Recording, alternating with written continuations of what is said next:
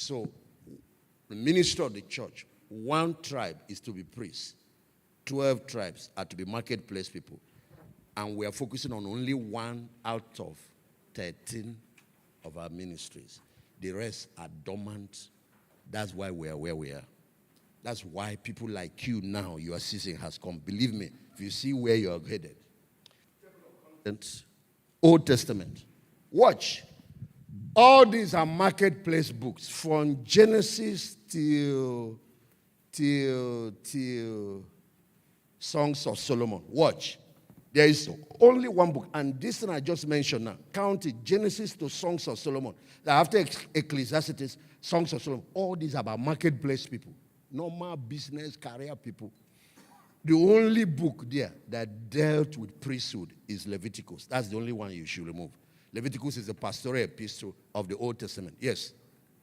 So if you remove Leviticus, which is the third book of the Bible, that one focuses on the priesthood. All the other ones are marketplace people. Now, after Songs of Solomon, you will see prophets. Then you meet Daniel, another marketplace person, a prime minister. Then prophets. Look at like a book like Esther there. Look at it, Nehemiah. He was a person working in government, like almost like a chief of staff. And they had enough revelation that God said is sacred, put it in the Bible. And they changed the destiny of a whole nation. You cannot leave this retreat and go back to be that normal person. You have assumed that ministry is only for these ones they call pastors. That's why your country is decaying. Do you know that almost every time there was reformation in Israel, it's one king. If it's not Hezekiah, it's Josiah. It's one king that led it. A few times there were prophets like Elijah and so on. But even what Elijah did, if you ask me, it looks like Jehu even did double. Jehu was not a prophet. And this is listing of the books. Almost 2/3 were on marketplace. When you now go in to look at the characters, the people they were discussing, majority of the discourse were marketplace people that God used. Do you see the revolution that is now coming? This is where the church needs to open her eyes now. These people, you're calling them members. No, they are the atomic bomb. God needs to shake the world. Starting with you. Go and start a revolution in one field. If it is teachers, carry reformation to schools. If it is youth, carry reformation to the youths. If it is whatever, and while you are doing it, be creating wealth and be transforming that sector. If it's area boys, carry reformation to the streets and to those boys. If it's this poverty thing, I'm waiting for the person that will introduce reformation in this issue you call house girls and people. Now, you can't hire. You go get them. They can poison your children. They can even finish you. But that thing can be transformed. And it can become another type of Esther movement. And the people, the household that will come and take them will sign no sexual abuse. And this child must be given full education. And your organization is monitoring.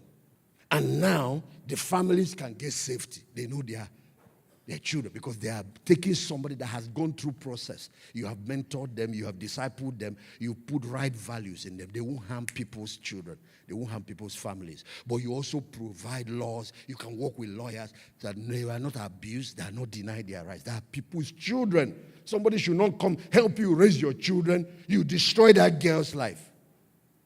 No education, no nothing. You say her to be hawking. As if she's not somebody's child. Meanwhile, your own children are going to school. Somebody is going to bring a revolution on this master servant thing. This apprenticeship system of the East. It has become corrupted now. All guys are not safe. The boys too are not safe. Everybody's trying to bring the other down. There is a whole large field of ministry. It's only one out of the 12 that is pulpit. When you go to watch football, it is 12 playing, the coach is supervising. What we have done in church, we have turned it the other way. The coach is playing, the 12 are sitting. The 11 are sitting watching ball. Take this man from this industry, put him here. The same thing, he will rise to the top. Take him from here, put him there. Even in prison, he became the prison president.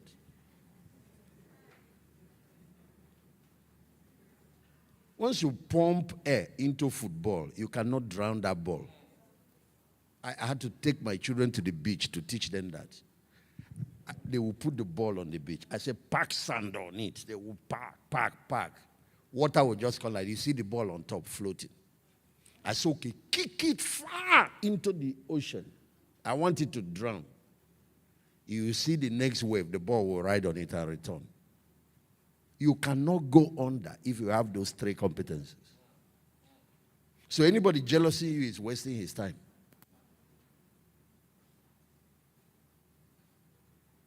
Then we got another ball. We say deflate all the air, remove all the air. You put it on the ground. You can use sand and bury it, and it's buried. You throw it into the water, it drowns. The same ball. So pump this 3 air into your helium gas. They keep you on the ground, you will float up. There is a law in Scripture. And that law is that the solution always appears before the problem. You can sit down and be complaining, I'm analyzing problems. No. The answer is now within. I'm sure you have heard, necessity is the mother of what? Because people will not look inward until problems. The provision is always there before the problem. But the problem is now needed so that the provision will be revealed. There are answers. There are new dimensions to economic development. There are new dimensions to governance. You see this one we collected, this thing they have been practicing for the last 50 to 60 years. Every day they sit in the Senate. It's not leading us anywhere. There are changes that will happen. But the people carrying it now are the ones that need to arise. This whole thing that you see going on is a setup for you to emerge. Who are going to be the John Calvins? Who are going to be the John Wesleys? Who are going to be the next? Because what we need now are reformers, not normal preachers. People should watch the direction I'm going. It's not this normal talk on the pulpit that can get the job done. Who are going to be the John Calvins? Who are going to be the Elijahs? Your time has come.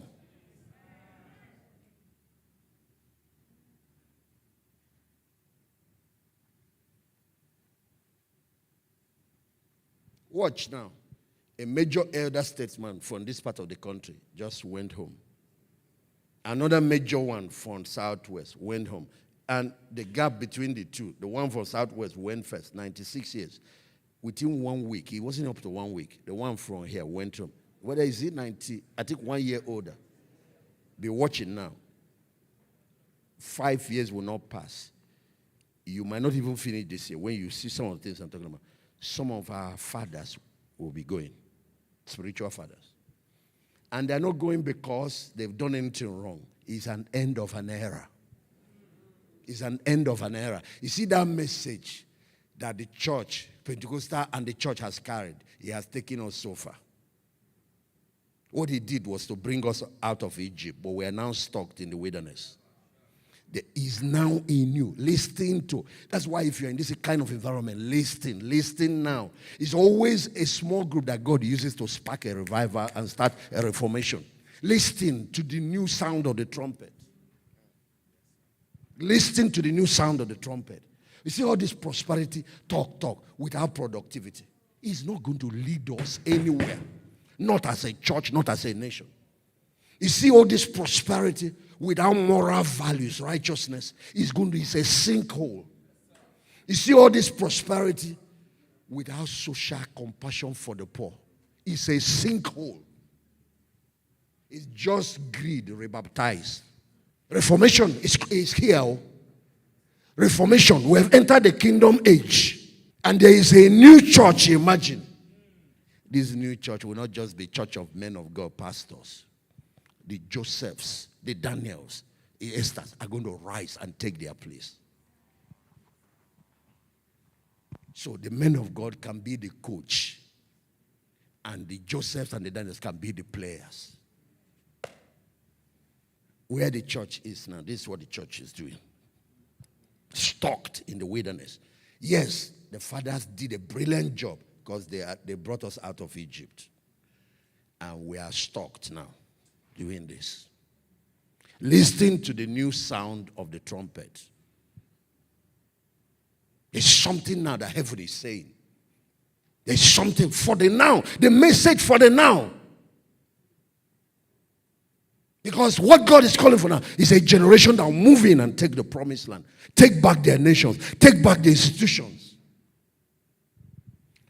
We are going to see more and more of your type of pastors. More and more of your type of pastors. And becoming a pastor doesn't mean they have dropped what they are doing. You have a vision for government. Don't stop.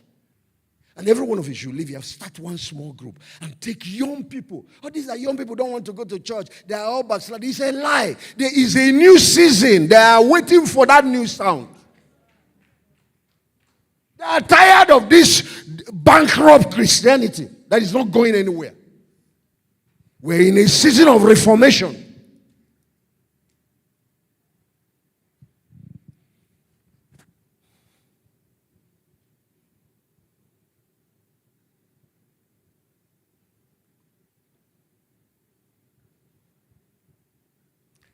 Once you see Goliath, there is a David song.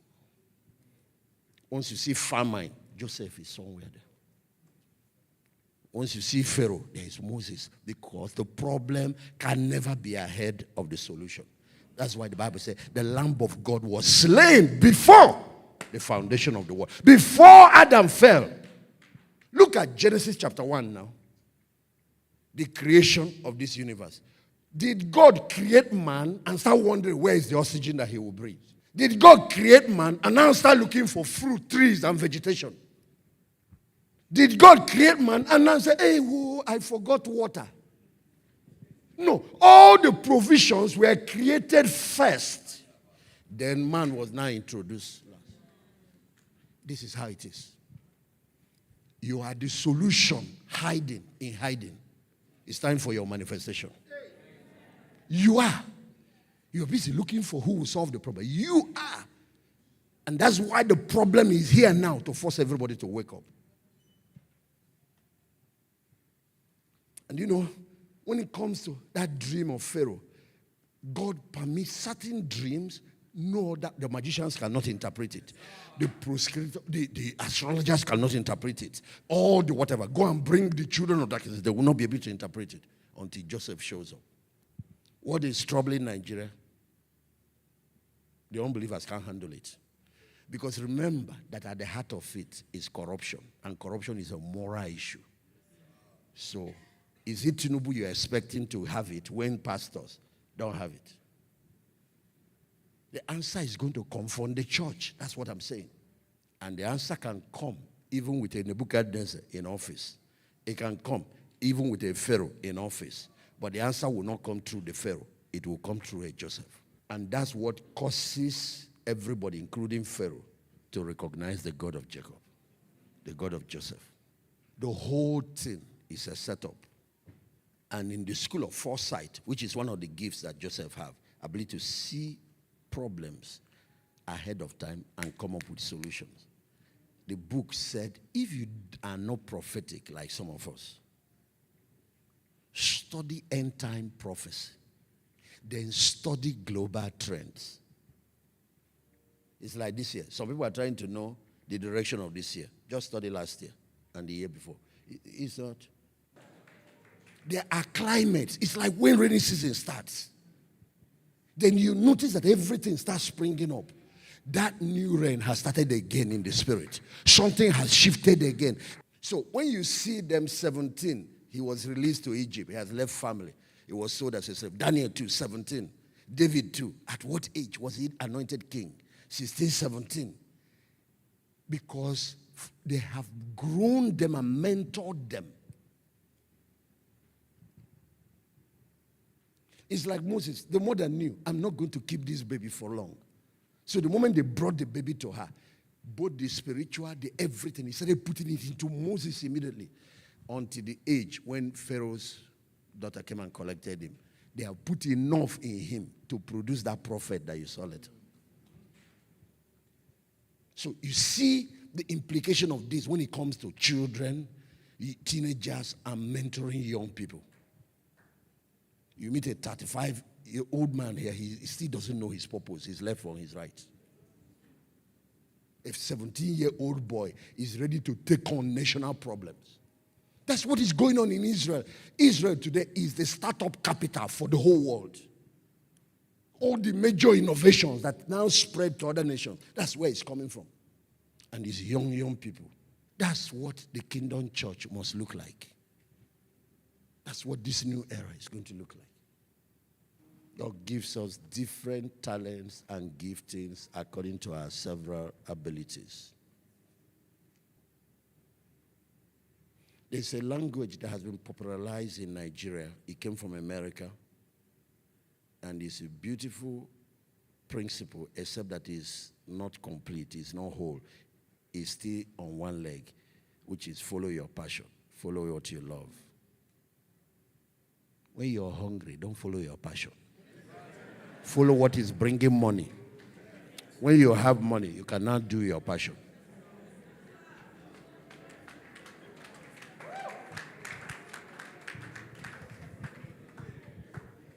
Yeah, I'm doing my passion and you die. If your passion is not relevant to the market, it's useless passion for now. Keep it, or don't throw it away, but develop something that is of value to the market. That's why one of the qualities of Joseph is what? Foresight. To be able to look at global trend, where things are headed, what will be the need of the present and the need of the future, and you position. What was the thing that he saw? Famine coming. So if famine is going to be the need, don't be offering grammar.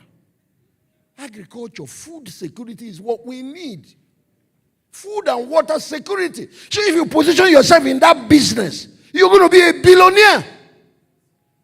So look at what is going on. The book said, and this is what one of the things that have made me an outstanding person, because I'm blessed with foresight. Oh, tremendously. See that Daniel gift and Joseph gift. But let me tell you, you don't have to have that gift. Seeing vision, interpreting. No. Study end time prophecy. You will see the trends, what will be happening in the world till Christ comes. All those trends are telling you the type of businesses to start, the type of ministries to create, the types of interventions you can come up with. Because as long as you're coming up with something that is relevant to the time, you will stand out. Don't come and be selling fridge when you are in the North Pole. Yeah. Everywhere is frozen. They don't need your business. So what happens is that you have to do 5 times more marketing, because you are selling something that is not relevant. There's something called an idea whose time, that's what foresight gives you. So look at the problems of the society where you live. Find 1 or 2 that you can develop solution or services or ministries or whatever to begin to address. Can even be training. And people will be rushing to pay you because you are addressing their problem.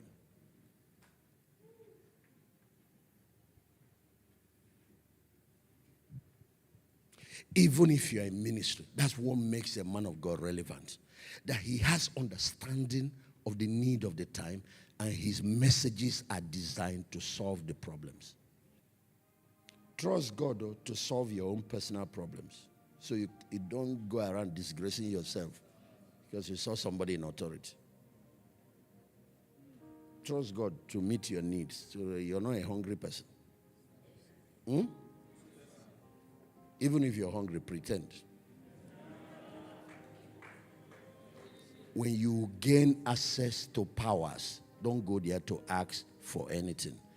Go there with a solution to one of the problems that they are having. And that's what gives you everything. I don't think you heard me. Oh. Even the rich also cry. Even the people in authority have what? Headache. Study them.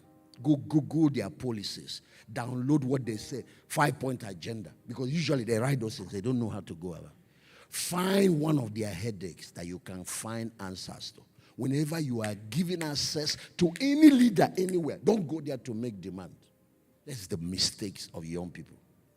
Look for a service or a solution you can render. And then you know what? They now carry that in. Other people begin and give it to you. Before you have opportunity to go to any man in power, in influence, in authority, study them, Google them, research on what they are doing and what they are trying to do.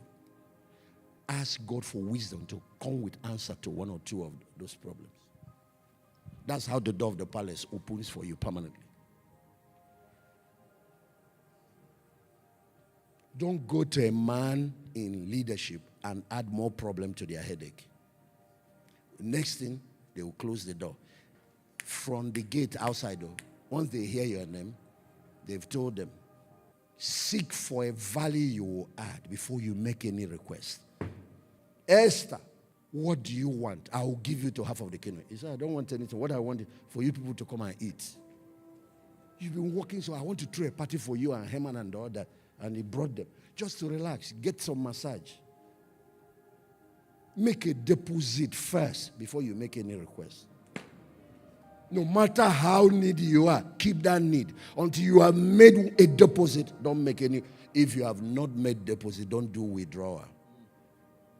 You will be in debt.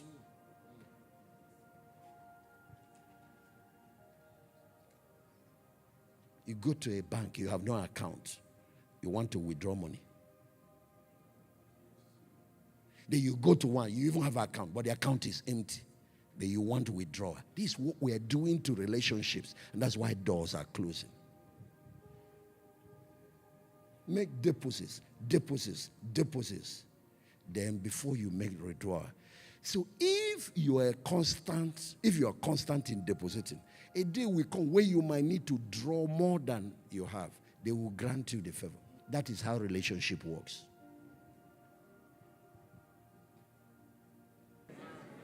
Okay, there is Joseph at the raw stage, Joseph at the finished stage.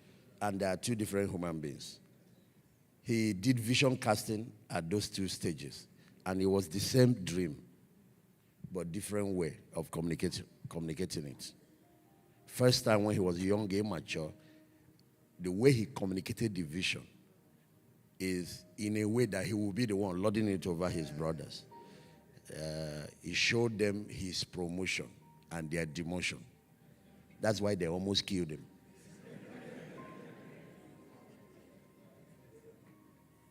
When he has matured, they've now come to Egypt. He communicated. At this time, they were afraid. He said, no, don't be afraid. God sent me ahead of you to preserve your lives. Everybody joined him and cooperated. So, two people did vision casting. Joseph did, he almost died. Moses did, 3 million people followed him out of Egypt. What did Moses tell them in Egypt that made them follow? Did he say anything about what Moses will benefit? But you know, in that vision, if they gain that independence, who is going to be their leader? But did he say anything about leadership? What he told them, he cast a vision of a land flowing with milk and honey. He showed them what is in need for them, not what is in need for the leader. That's how you get people to cooperate with your vision. That's how you get people, it doesn't matter who they are, to cooperate with your vision. Because usually, a Joseph might have a dream, but Pharaoh has the money and the power. The man who has the idea doesn't have the finance to finance it. The person who has the finance doesn't have the idea. So what does God do? He brings the person with the money to partner with the person with the idea. Now watch. There are a lot of beautiful dreams out there, ideas, but no finance. There are a few people, 5% of the world, holding 75% of the global finance. Then you have brilliant minds with innovation that can lead the world forward, brighten up this idea. Go to Harvard or go to MIT, tidy it up so that I can now come back. He doesn't have. Even the school fees he can't pay. Now here is how God works. He gives a Joseph an opportunity to share that idea with a Pharaoh that has both the money and the power. Watch. What a Daniel must learn, what a Joseph must learn, is not go to Pharaoh and start talking about you and start talking about what you want. Is to go to Pharaoh and talk about him and the problems of his people. Watch. Show him what is in it for him. What is in it for his government. If he's a business Pharaoh, maybe an MD, what is this thing can do for his company? How to move his company forward. How to move profitability to this level. I want you to watch. If he's a governor, how to give him something that will help his government.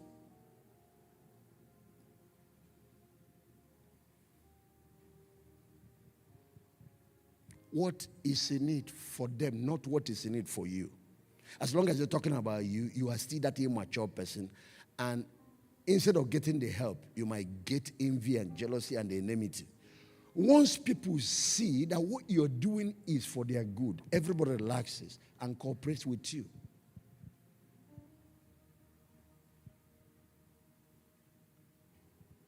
You see the kind of job I'm raised to do in the body of Christ. I can want to make it a specialized thing, DP, whatever. People will break your legs. Your fellow pastors, anywhere I go, any platform I get, I go there to help that man. I'm not interested in me. But do you know what now happened? Pharaoh now says, who is wise and discreet like you? Why should we be looking for another person to carry out this thing? You are the person. Let me give you an example. I had audience with 2 governors just this year. One, I said, I had already studied, Googled all the things he said he wants to do. I have all the data, made some other inquiries. So I knew what his headaches were. Just came in. After all the greetings, Reverend, thank God, that you are here. I know you came, you need to pray for me, the problems that I listened to him when he finished. I said, that's why I came. I came here to help you. Any leader. What the young people do is that they are looking at what they have. No, don't do that. Even your uncle that is rich, leave that. Start looking at that family. He has problems. It might be his children that are going haywire. It might be something else. It might be that man, he's an army general, but he's a leper. But you don't care about their needs. You just want to take for yourself. That's the problem. And when you look at the society, start thinking about the needs of the society, the market, and use that needs to develop something, a solution, services, products, ministries, NGOs, whatever that targets those problems, how to solve it. That's what triggers a movement. Then communication is how you now connect the market to the solution you have provided. Because they will not smell it and know from their house. Somebody has to market and advertise and let them know this is actually here.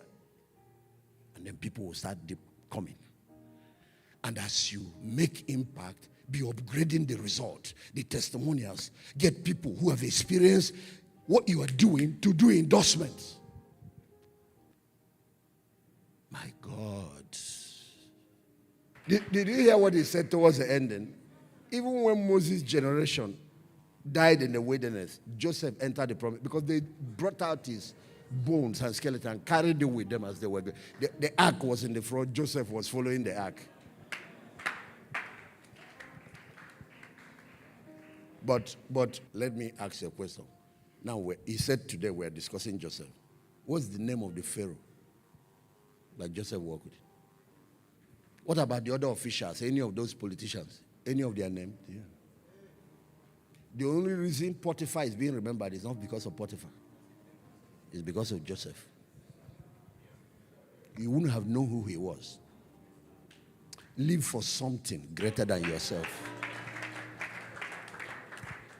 This is how to achieve immortality. People like that don't die. See, today we're still talking about Abraham. We're still talking about Jesus. See, you are here following Jesus. Somebody that died how many? 2,000 years ago. But the difference in his case, he rose, or he's alive.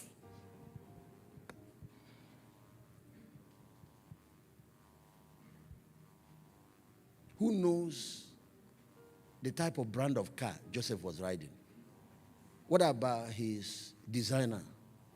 The type of clothes. Was he Gucci or what? Who knows the type of house he lived in? What about his chariots? What about his bank account? Why are we discussing him today? Because of impact. That is how to outlive your time. That's how to gain time and gain eternity. It's people like that heaven is built for. People that serve their generation. What we're teaching is that there are two types of development required. Actually, PCJ has given you 3 legs. After the training you get in the church, there is a secular training out there. So you can balance. Is somebody hearing what I'm saying? So if you watch Moses, for example, his parents brought him up. His father was a priest. The mother too was from the tribe of Levi. But after they did that, God took him away and put him in Pharaoh's house to go through the University of Egypt. If you look at Daniel, after the 70 years of being raised in Israel, God took them to Babylon, the University of Babylon, with other people. Some of the classmates were astrologers, magicians, and other, with his 3 friends, and they had to be schooled in the midst of that. Because you're going to be dealing with the real world, not church world. David was raised. There was a time he was taken to the palace of Saul. Why will you take a godly child, 17 years old, to a demon-possessed king? He wasn't sending him to go and learn how to be demon-possessed. He was sending him to go and learn the art of governance, the art of warfare. When David came to Saul, it was catapult he was shooting, slingshot. When David finished, David was now a warrior that fights with sword.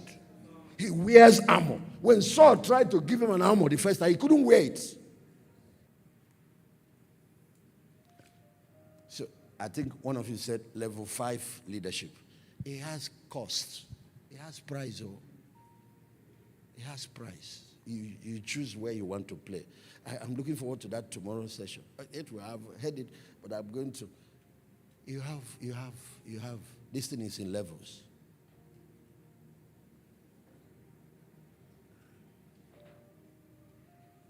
What the church will be facing in the days ahead is more complex than our level of understanding now.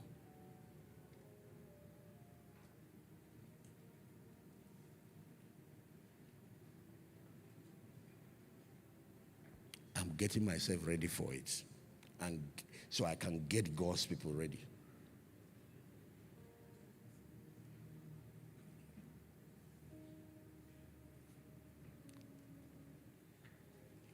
This version of you is not the version that will lead this global or national change. Subject this present version. This is the raw material. Subject it to the process. What the 6 growth cycle, please. This year, let no year pass again. And even spiritually, stop listening to nonsense. Stop listening to.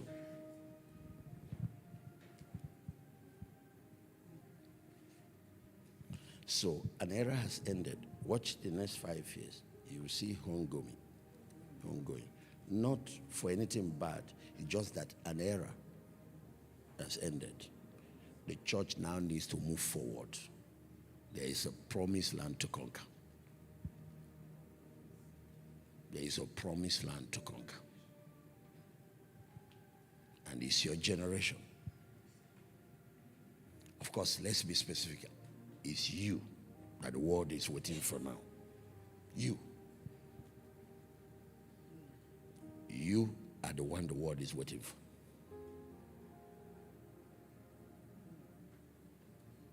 Bow down your heads just for 2 minutes.